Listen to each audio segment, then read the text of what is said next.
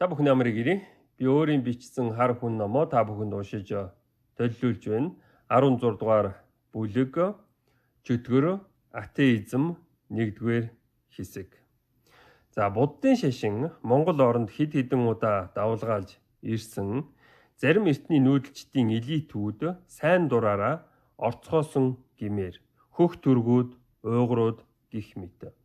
Монголчууд хаад ноёдынхаа хүсэл зоригоор дагсан. Баруун зүгт ата жөтөө их байна. Тиймээс баруун зүгийн үл твчих зан авиртай, intolerant гэдгийн үл твчих зан авиртай лалууд болон Христийн шашинд хүмүүстэй ойр дуу суух баруун монголчуудаас тодорсон лам нар өмнөх бүлэгт дурдсан нэг ойрд лам алавдах баалах аргаар буддын шашинд нийцэхгүй байгаа онгод бурхан тахилыг шатаах аргаар шарын шашныг Монгол оронд бүрэн ялгуусан болгосон байна. Хэрвээ бурхан шашинтай хүн ийхүү ата жөтөө ихтэй юм бол бурхангүй хүмүүс ата жөтөө багтай юу? Мэдээж үгүй. Харин ч ата жөтөө нь хитийдсэн байж болох юм. Энэ зохиолын урьдчилгаа хэсэгт дарлагдсан ажилчин ангийн бүтээсэн тэрхүү шин шашин нь маш харгис хатуу социализм орчуулах юм бол нийгэм журам байлаа. Чи бидэнтэй санаа нэг биш бол чи бидний дайсан. Тиймээс чи бидэнд хэрэггүй. Чамайг үхтэл ажилуулна. Нөгөө Оросд гулагт ажилуулна гэдэг шиг. Ажиллаж чадахгүй бол буудаж алнаа. За атеизм буюу атеизм гэдэг нь байхгүй гэсэн үг. Д буюу Дэус бурхан гэж байгаа юм л да. Бурхан байхгүй гэсэн үг. Тэгээд Монгол одоо гэдэг их шиг зохицох ёсоор ярих юм бол атеизм болох гэдэг байхгүй юу? За ата жөтөө буюу чөтгөр бүх шашинд байгаа. Тэр тусмаа өөрийгөө зоригтойгоор бурхангүй үзэлтэн гэж зарладаг хүмүүст ахиухан байдаг. Монгол оронд өөрийгөө бурхангүй үзэлтэн гэж зарладаг хүн бол ямар нэгэн сэтгэл мэдрэлийн өвчтөй хүн байж таараа. Юу уншсан, юу мэдэрсэн болоод одоо бурхнаа авч хайдгийн. Ер нь хүний амьдралд одоо юу гэдгийг байдаг ойлголтуудыг бурхтууд одоо бэлэгддэг байгаа тийм үү. Тэгээ тэр хүнээс одоо бурхан гэж юу байна гэхээр мэдчихгүй одоо тийм бийжиж одоо юу гэдгийг би бурхангүй ч гэдэг юм тэгээ явж идэг хүмүүс байдаг байгаа шүү. За тэгэхээр энэ болохоор ямар нэгэн ата жөтөө шүглэлсэн хүнлэг гэсэн юм ярих гэдэг. За жишээ нь атеист христчин номыг бичсэн баруунд нийлээд алдартай хүний үгийг иш татаж эргцүүлье. За энэ иш татчих үедээ би ингээд тэр хүний хэлсэн үгийг шууд ингээд англиар нь одоо та бүхэнд сонсох юм. Дараа нь тэгээд би орчуулгыг өгөх юм аа. And this is why I prefer Christianity. Because Christianity is for me an outward religion in the sense of no, there is no deep truth in yourself. Go out of yourself, commit yourself. That's why in this sense I am a Christian atheist.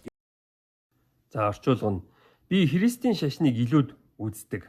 Учир нь Христийн шашин бол миний хувьд гадаад ертөнц рүү чиглэсэн шашин юм. Хүний дотор гүн гүнзгийд өөрт нь үнэн гэж байдаггүй гэсэн утгаараа. Өөрөөсөө гар, өөрийгөө зойлё. Тиймээс би шашингүй үзэлтэй христчин юм аа. Энийг Google Translate-ээр хурдан орчуулсан байгаа. Алдаа байж магадгүй. За, европчуудад бие засаад гэрээ зас гэсэн эртний ёс суртахуун байдаггүй шиг. Жохон боловсрол орчоод янз бүрийн яриач гэсэн юм байдаггүй шиг гэдэг. Ямар нэг сонсон зүйлдээ ихэд итгээд сэтгэл хөдлөлөөрөө явдаг активистуудаа дүүрэн гэж юм. Одоо активист гэдэг чинь одоо юу гэдгийг нэг тийм useful idiot гэдэг юм л да, нэг хэрэгцээтэй тэнэг ингээд нэг юм хум бариад жагсаад ингээд үгүйтгэж шиг үгээд идэх ч юм уу тийм хүмүүс байгаа. Ингэснээр дэлхийг сайн сайхан болгоно эсвэл өөрийн дур зоргоор улсаа засах, дэлхийг засах өөрчлөх чадaltaй эрхтэй гэж итгэнэ. Зарим шашингүй үзэлтэй хүмүүс атеизм бол Христийн шашинд орны бүтээл гэдгийг ойлгосон байна. Зөвхөн түүх шинжлэх ухааны боловсролтой гэгээрсэн Европчууд л шашингүй үзэлтэй хүнийг ойлгож хүлээж авна. Тиймээс зарим атеистууд Европыг аврах хэрэгтэй гэж ярилцсан. Монгол оронд атеист гэж одоо явахад хэцүү байхгүй. Тэгэхээр яг нөгөө христийн одоо нөгөө аимшигтэй түүх мөхөнд байхгүй. Тэр хүмүүн тамлж исэн ч гэдэг юм уу, одоо гэдгийг дэлхийн хавтгай гайл одоо дэлхийн бөөрөнхий гэсэн үнийг шатааж исэн түүх мөх Монголд байхгүй учраас одоо юу гэдгийг атеизм гэдэг нэг л ойлгомжгүй байгаа. Гэтэл чинь Европт одоо юу гэдгийг түүхээ мэддэг тэр бурхан шашны ингээд Библийг уншсан хүн байх юм бол тэр атеист гэдээ явахад одоо юу гэдгийг ойлгодог байгаа юм. Гэтэл чинь энэ арабын шашин машин энэ төр чинь одоо атеист гэхээр чинь чи одоо бурхнаа яагаад хайчдгийг бурхан чамд юу өгсөн юу үгүй болоод чи ингээд юу яриад байгаа ингээд чи буруу намтан ч гэдэг юм тиймэрхүү юм ярих гээд байдаг гэсэн юм ярих гээд. За here Christianity is the opposite of all those Oriental meditation religions where they say go deep into you. No, sorry to use this vulgar word. If you go deep into yourself, you discover shit. We are all dirty deep in ourselves. That's interesting. Христийн шашин бол дорн дахны бясалгалын шашнуудын эсрэг тал юм.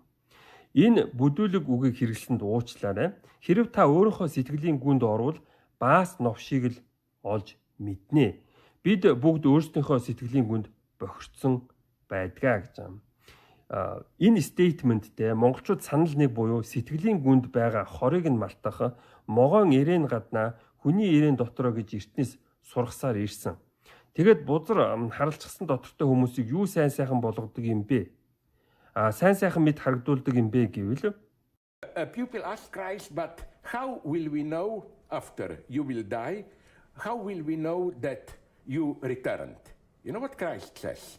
When there will be love between two of you, I will be there. So I reject all that stupid story, second coming, blah, blah, blah. No, Holy Spirit, the spirit of community, of believers, is already Christ. So it's already here. It's already here. Шавны Христэс таныг явсны дараа бид таныг эргэж ирснийг яаж мэдэх вэ гэж асуухад Христ юу гэж хэлснийг та бид мэднэ. Та хоёрын хооронд хайр байх үед би тэнд байх болно. Тиймээс би хоёр дахь ирэлт бала гэсэн юм тэнийг ярианд үгүйсгэж байна. Үгүй шүү. Ариун сүнс итгэгчдийн нийгэмлэгийн сүнс аль хэдийн энд байна. Эв нэгдэл байна гэсэн юм ярих гэдэг. Христийн шашны ариун сүнс гэдэг нь тэрхүү Европ хүний харалцсан дотрыг застаггүй гэдгийг шашны дайн, шашны мөрдлөг, хавчлага, өвчин зовлонгийн түүх нь гэрчилдэг. Энэ хүний яриагаар бол Христийн шашны ариун сүнс нэг бол цус Ромын цэрэг армийн хаалтан дотор фашист сүнс, эсвэл гэр бүлийн эв нэгдлийн сүнс яаж ч муудаж байсан бид нэг гэр бүл шүү дээ гэдэг шиг. Энэ нь манай малгай тавьсан бол манай хүн, эсвэл гадны нохоо идэхэр манай нохоо идэг гэдэгтээ ойр сонсдож байна. Эцэг хүү ариун сүнс гэдэг гих бөгөөд газар дээр эцэг нь хүүдээ итгэдэг. Хүү нь эцэгтэй итгэдэг бол сайн сайхан болох учиртай буюу удам судар, соёл уламжлал үргэлжлэнэ. Мэдээж ариун сүнс бол Христийн шашны итгэлийн сүнс юм а. In the sense that I speak about atheism, which is for me Christian atheism. The lesson of Christianity is God dies, not only representative of God. God himself dies on the cross. What is left is we, a community with a firm commitment and so on and so on. Атеизмын тухай ярих болов энэ нь миний хувьд Христийн шашингүй үзэл юм. Христийн шашны сургамж, номлол бол Бурхан өгдөг. Зөвхөн Бурханы төлөөлөгч төдий биш, Бурхан өөрөө загалмайн дээр өгдөг. Үлдсэн зүйл нь бид тууштай итгэгч хамт олон гих мэтгэж байгаа. Тэд христчүүд өгсөн хүний нэр барьж буюу энэ хорвоо дээр байхгүй Бурханы төлөө дайцаар иржээ. Энэ нь буддизмтэй төстэй юм, Будда гэж байхгүй.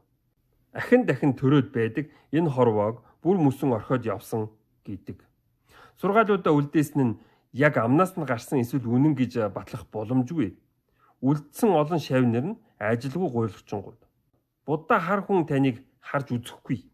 Хар хүн та энэ хатуу хорвоод өөрийн хүсэл зоригтол итгэж амьдрах болоод байна. За өнөөдрийн хувьд ийм байна. 2 нүүрээр нуушихгүй бол нэлээд урт болчих гээд байд юм аа. За анхаарал тавьсанд баярлалаа.